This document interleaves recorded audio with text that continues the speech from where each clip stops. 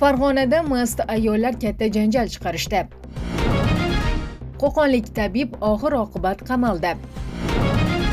Qozog'istonda odamlar sovuqdan halok bo'ldi. AQShdagi otishmada o'zbekistonlik talaba halok bo'ldi. Tramp Green Card dasturini to'xtatdi. Isroil G'azoda yana hujum boshladi. Shu va boshqa muhim xabarlarning to'liq tafsiloti suratdagi Haqiqat kanalining hafta dayjestida. Farg'onada mast ayollar katta janjal chiqarishdi. Farg'ona shahrida fuqarolarning tinchini buzib, ichki ishlar organi xodimlariga qarshilik ko'rsatgan ayollar jazolandi. Ma'lum bo'lishicha, Farg'ona shahar Shakor qishloq mahallasi Tarona ko'chasida tungi soat 4:00 larda 2003-yilda tug'ilgan fuqaro va 2004-yilda tug'ilgan ayol spirtli ichimlik iste'mol qilib, mast holatda shu hududda yashovchi fuqarolarning tinchini buzayotgani aniqlangan.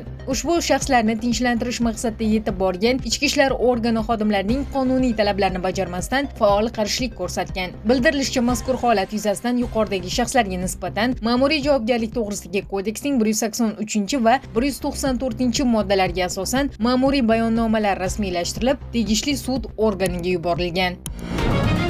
Qo'qonlik tabib qamaldi.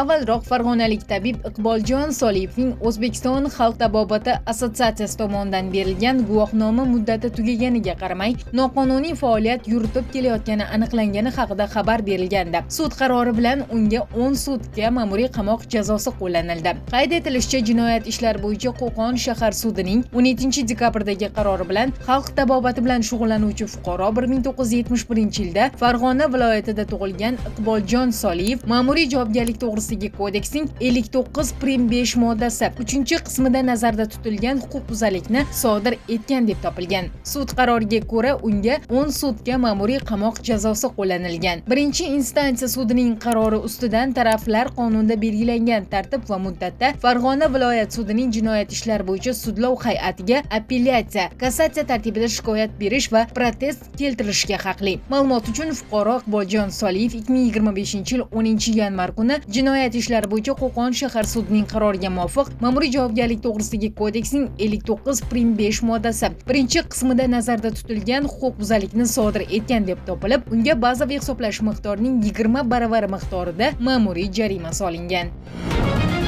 Qozog'istonda odamlar sovuqdan halok bo'ldi. Qozog'istonning G'arbiy Qozog'iston viloyatida noqulay ob-havo sharoitida 3 kishi sovuqdan halok bo'ldi. G'arbiy Qozog'iston viloyati Ichki ishlar departamenti matbuot xizmatining ma'lumotiga ko'ra, 15-dekabr kuni 3 nafar bedarak yo'qolgan erkakning jasadi topilgan. Jumladan Janibek tumanidan 57 yoshli, Bokiyorda tumanidan 25 yoshli hamda Qastalov tumanidan 35 yoshli erkaklar sovuq urishi oqibatida vafot etgan. Yana bir nafar Oqjayiq tumanida yashovchi 54 yoshli erkak tirik holda topilgan, biroq uning qo'l-oyoqlarini sovuq urgan. Hozirda u Uralsk shahriga olib ketilmoqda. Bugungi kunda yana bir kishi bedarak yo'qolganlar ro'yxatida qolmoqda. U Janibek tumanida yashovchi 59 yoshli fuqaro bo'lib, 13-dekabr kuni soat 21:00 atrofida Buxor-Kuydelkin qishloq okrugi hududidagi qishloqdan chiqib ketgan. Uni qidirish ishlari qutqaruvchilar, harbiy xizmatchilar, huquq-tartibot idoralari xodimlari hamda mahalliy hokimlik vakillari tomonidan olib borilmoqda.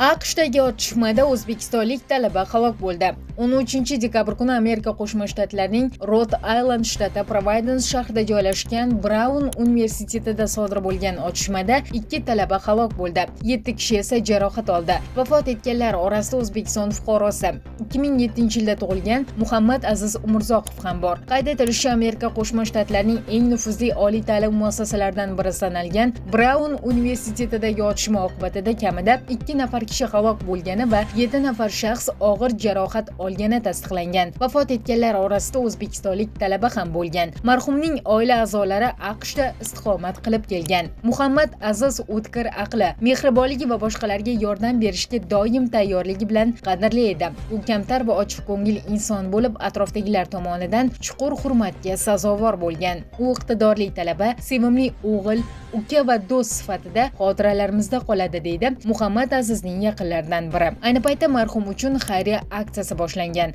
Ushbu mablag'lar yuridik masalalar va janoza tadbirlari bilan bog'liq xarajatlar uchun yo'naltirilishi aytilmoqda. Ushbu fojia ortidan O'zbekiston Tashqi ishlar vazirligi marhumning oila a'zolari va yaqinlariga chuqur hamdardlik bildirdi. Shuningdek, O'zbekiston Respublikasining AQShdagi vakolatxonalari vakillari marhumning qarindoshlari bilan doimiy aloqada bo'lib, AQShning tegishli idoralari bilan hamkorlikda barcha masalalar yuzasidan yaqindan ish olib borayotgani ma'lum qilindi. 24 yoshli Benjamin Erikson otishmani sodir etishda gumonlanib qo'lga olingan. U AQSh qurolli kuchlarida harbiy bo'lgan va snayperlik tayyorgarlikdan o'tgani haqida ma'lumotlar bor. Tramp Green Karta dasturini to'xtatdi.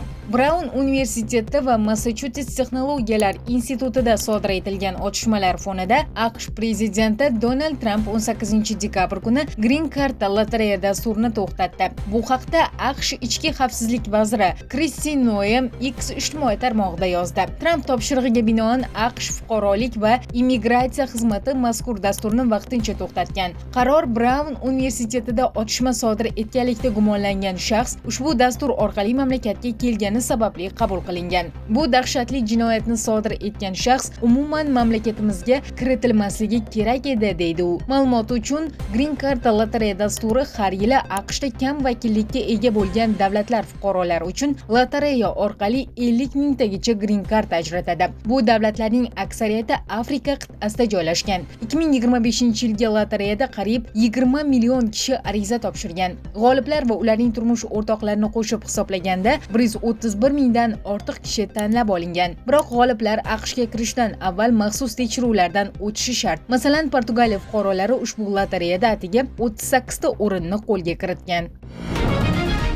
Isroil G'azoda yana hujum boshladi. Isroilning G'azo shahri sharqida joylashgan Al-Tufah mahallasidagi ko'chirilgan aholi boshpana topgan maktabga uyushtirgan hujumi oqibatida 5 nafar falastinlik halok bo'ldi. Ma'lum qilinishicha, halok bo'lganlarning aksariyati bolalar bo'lgan. Shuningdek, bir necha jarohatlanganlar davolanish uchun shifoxonaga yetkazilgan. Fuqarolik favqulodda xizmati jasadlarni faqat Birlashgan Millatlar Tashkilotining gumanitar masalalarni muvofiqlashtirish boshqarmasi Isroil tomoni bilan kelishuv o'tkazgachgina olib chiqishga muvaffaq bo'lganini bildirgan. Isroil qurolli kuchlari hujumga izoh berar ekan, belgilangan sulh chizig'idan tashqarida joylashgan boshqaruv tuzilmalarida shubhali shaxslar aniqlangani, shundan so'ng isroillik harbiylar ularga qarata o'q uzganini ma'lum qilgan. Hamas hujumni vahshiy jinoyat deb atab, uni sulh kelishuvining yana bir bor buzilishi sifatida baholagan. Sog'liqni saqlash vazirligi ma'lumotlariga ko'ra, ushbu 5 kishi bilan birga oktyabr oyida sulh boshlangandan beri Isroil o'qi oqibatida halok bo'lgan falastinliklar soni 400